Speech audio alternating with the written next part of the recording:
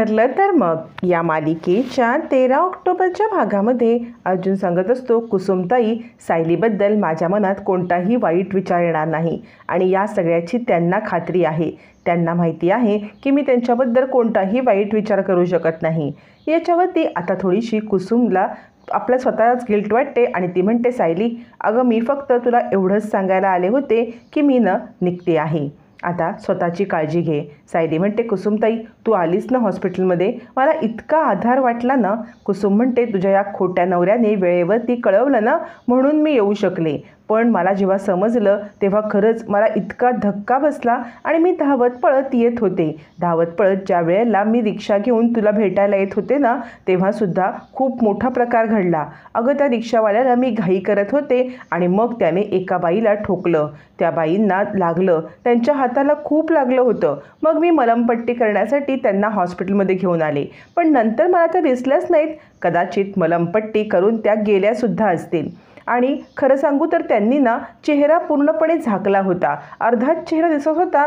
पण त्यावेळेला मी त्यांचं नाव गाव पत्ता काही विचारलं नाही, कारण त्यावेळेला माझ्यासमोर जरी देव आला असता ना तरीसुद्धा मी त्याला विचारलं पण नसतं, काय रे बाबा नाव गाव काय तुझं म्हणून. मला फक्त तुझ्या भेटायचं होतं, तुझी काळजी वाटत होती, कधी एकदा तू शुद्धीवरती येतेस असं वाटत होतं. असं म्हटल्यावरती आता मात्र कुसुम सांगते, मी निघते. त्यात निघताना कुसुम म्हणते, हे बघा 7 फूट लांब हात करून करायची काही गरज नाही, 7 फूट तुम्ही स्वतःच लांब राहिलात ना सायलीपासून तर चालेल. निघताना पण कुसुम अर्जुनला टोमणा मारायला अगदीच चुकत नाही. सायली आणि अर्जुन एकमेकाकडे बघत हसत असतात.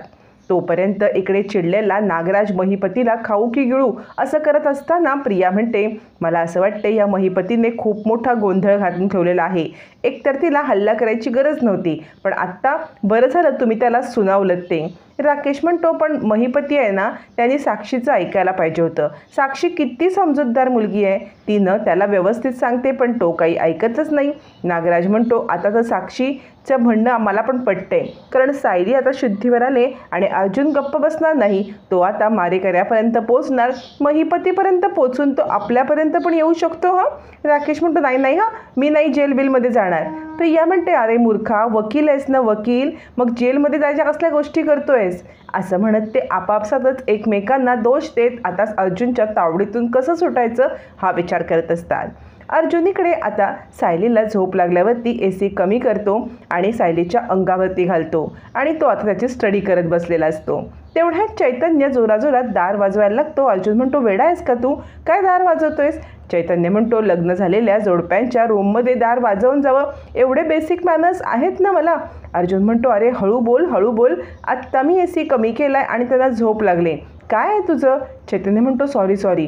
म्हणजे खरं तर हा अर्जुन आहे ना पूर्वीचा आमचा अर्जुन राहिलाच नाही, इतकी काळजी घेतोय सायलीची. खरं सांगू का अर्जुन, तू सायलीच्या प्रेमात पडलायस. अर्जुन म्हणतो, तू काही बोलू नकोस, मी त्यांची काळजी घेतोय ते काळजीपोटी. त्याच्यावरती आता चैतन्य म्हणतो, असं का.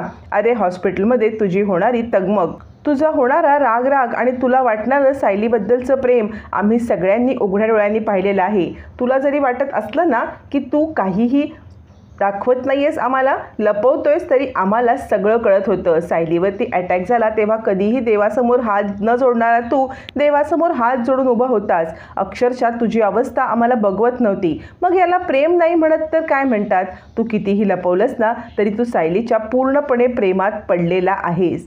याच्यावरती अर्जुन या सगळ्याला नकार देत असला तरी आता चैतन्य मात्र त्याला सगळ्या गोष्टी समजवून तू कसा प्रेमात पडलायस हे सांगत असताना अर्जुन म्हणतो, यापेक्षा महत्त्वाची गोष्ट आहे करायला आपल्याकडे, ते म्हणजे सायलीवरती कुणी हल्ला केला ना त्याचा शोध घ्यायला. आणि हा हल्ला एकदा झालाय असं नाही तर पुन्हा पण त्यांच्या जीवाला धोका आहे. आपण जरा विचार करायला पाहिजे, ताबडतोब इन्स्पेक्टर साहेबांची भेट घेऊया. असं म्हणत आता इकडे अर्जुन चैतन्याला आपण ताबडतोब कंप्लेंट करायची असं सांगत असतो. रविराज इकडे आपल्या रूममध्ये असतात आणि ते बाकी सगळं विसरण्याचा प्रयत्न करत असले तरी त्यांना सायलीचे शब्द आठवत असतात. सायलीची हॉस्पिटलमधली अवस्था आठवत असते आणि रविराज अस्वस्थ होत असतात आणि आपल्याला त्या मुलीचा इतका बरं का विचार यावा असं स्वतःशीच विचार करत असताना तिकडे प्रिया येते आणि म्हणते, बाबा काही नाही, तुमच्या मांडीवरती डोकं ठेवून झोपावं असं वाटलं म्हणून मी आले. म्हणजे बघा ना तुम्ही किती विचार करता, आपल्या शत्रूचा पण भल्याचा विचार करता. म्हणजे मला त्या सायलीने इतका त्रास दिलाय, तिच्यामुळे मला इतका मनस्ताप झालाय. रविराज म्हणतात बाळा नको तो विषय, मला माहीत नाही आहे का ते सगळं, मला सगळं माहिती आहे. प्रिया म्हणते सगळं माहिती आहे तरीसुद्धा तुम्ही असं का वागताय. मनातल्या मनात ती म्हणते या किल्लेदारला मी आठवण करून देते की मी तुझी मुलगी आहे ती नाही, तिचा विचार करणं थांबव. रविराज म्हणतात बाळा खरं तर मला तुझं कौतुक वाटतं, म्हणजे ती सायली तुझ्याबद्दल इतकं वाईट वागली तरीसुद्धा तिच्यासाठी तुझ्या डोळ्यात मी पाणी बघितलेलं आहे. तू काळजी करू नकोस, आता त्या मुलीचा विचार मी नाही करत आहे, मी विचार करतोय तो तुझ्या भविष्याचा आणि प्रतिमाचा शोध घेण्याचा, असं म्हणत रविराज प्रियाला समजवत असतात. तोपर्यंत इकडे आता सायलीला जाग येते तर समोर कल्पना आलेली असते. कल्पना म्हणते अगं काही नाही, अर्जुन आहे ना, अर्जुन जरा बाहेर गेलाय, खाली कोणीतरी त्याला भेटायला आले म्हणून त्याने मला तुझी काळजी घ्यायला सांगितले म्हणून मी इकडे आले. हां, याच्यावरती सायली म्हणते आई खरंच अर्जुन सर माझी किती काळजी करतात, इतकी काळजी करायची काही गरज आहे का, जरा उठले तर मला काही लागेल म्हणून धावत पळत पुढे मागे नुसते असतात. कल्पना म्हणते ए माझ्याच मुलाची माझी तक्रार करू नकोस, त्याचं तुझ्यावरती प्रेम आहे बाळा म्हणून तो इतकं सगळं करतोय, असं म्हणत कल्पना सायलीला समजवत असते आणि म्हणते बाळा तू निश्चित पडून होतीस ना तेव्हा आमची काय अवस्था झाली होती तुला माहिती आहे का, असं म्हणत कल्पना आता इकडे सायलीशी बोलत असते. तोपर्यंत अर्जुन आता इन्स्पेक्टर साहेबांना भेटायला बोलवतो. इन्स्पेक्टर साहेब आल्यावरती अर्जुन म्हणतो माझ्या बायकोवरती हल्ला झाला, त्या संदर्भात केसची काय प्रगती आहे. इन्स्पेक्टर साहेब म्हणतात हे बघा जिथे विसर्जनाच्या ठिकाणी हल्ला झाला ना त्या तिथे CCTV फुटेज नव्हते, पण विसर्जन करताना काही लोक व्हिडिओ करत होते, ते व्हिडिओ पाहून आम्ही आता सत्य शोधण्याचा मारेकऱ्याचा प्रयत्न करू. अर्जुन म्हणतो असे किती व्हिडिओ पाहाल तुम्ही आणि अशी किती माणसं शोधाल जी विसर्जनाला होती. ते काही नाही, तुमचा सगळा ढिसाळ कारभार चाललेला आहे. माझ्या बायकोवरती हल्ला झालाय, मारेकरी मोकाट फिरतायत, कोणत्याही क्षणी पुन्हा हल्ला होऊ शकतो, तिच्या सुरक्षेचा विचार मला येणार आहे ना, मग तुम्ही असे शांत हातावरती हात धरून का बसलायत, लवकरात लवकर ॲक्शन घेऊन मारेकऱ्यांना शोधून काढा. इन्स्पेक्टर साहेब सांगत असतात हो आम्ही आमचा शोध घेतोय. आणि अर्जुनचं रूढ वागणं बघून चैतन्य म्हणतो एक मिनिट इन्स्पेक्टर साहेब त्याची ना मानसिक अवस्था जराशी समजून घ्या, त्याला काळजी वाटते म्हणून तो असं वागला, पण तुम्ही तुमचा शोध जारी ठेवा. अर्जुन म्हणतो काय मानसिक अवस्था, जर तो गुंड मोकाट आहे आणि पुन्हा तो हल्ला करू शकतो तर आपण त्याला शोधायला नको का. इन्स्पेक्टर साहेब म्हणतात आम्ही आमचा शोध जारी ठेवतोय, काहीही समजलं की आम्ही तुम्हाला कळवू, असं म्हणत इन्स्पेक्टर साहेब तिकडून निघून जातात.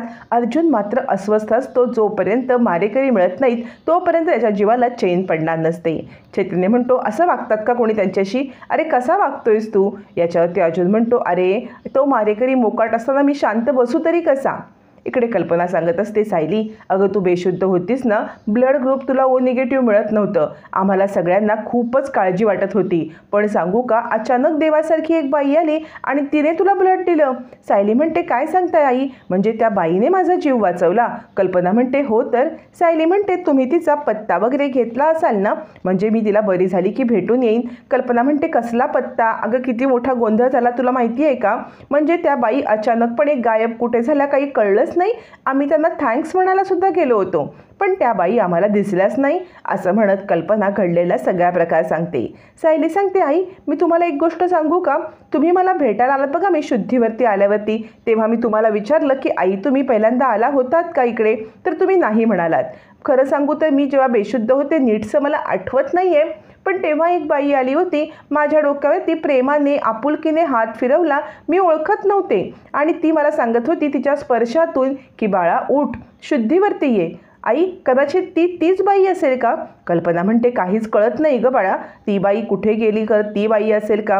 सायली म्हणते पण त्या परक्या होत्या, मला असं त्या एकदम आतून आई असं माझ्या तोंडातून शब्द फुटला, का कुणास ठाऊक मला वाटलं तुम्ही आहात काय, आई कोण असतील त्या, आणि परक्या माणसाबद्दल इतकी आपुलकी मला का बरं वाटत असेल. कल्पना म्हणते कसं असतं ना, कधी कधी परकीच माणसं आपल्याला आपलीशी वाटतात, त्यांचे आपले काहीतरी गेल्या जन्मीचे ऋणानुबंध असतात.